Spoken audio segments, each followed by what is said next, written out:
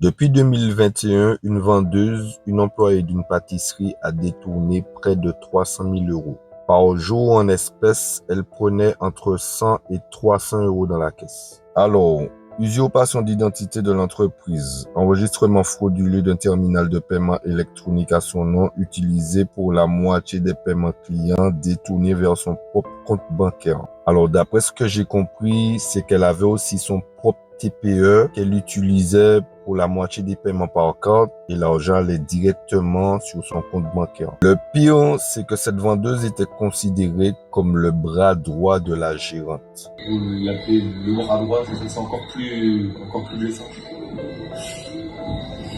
Oui, vraiment, parce que c'était devenu une amie. C'était devenu une amie qui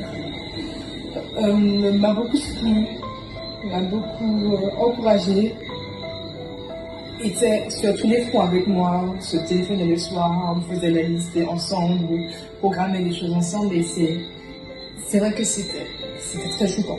C'était très choquant. Quand tu as quelqu'un qui est toujours là pour toi, qui te soutient, qui t'aide, qui est bienveillant avec toi, tu es loin de te douter qu'elle va te faire un coup bas. Et c'est la confiance. Quand tu as confiance en quelqu'un, tu as tendance à laisser faire. Il faut savoir que les plus grosses trahisons viennent des gens sur qui on a le plus confiance. Cette charmante femme pleure parce que celle qui lui a fait ça était considérée comme son bras droit. Ça veut dire qu'elle la considérait beaucoup, il y avait beaucoup d'affinités. Ça lui aurait fait peut-être moins mal si c'était quelqu'un d'autre qui lui avait fait ça. Il faut toujours avoir un regard de lucidité, même pour les gens à qui on fait confiance le plus. Courage pour cette femme.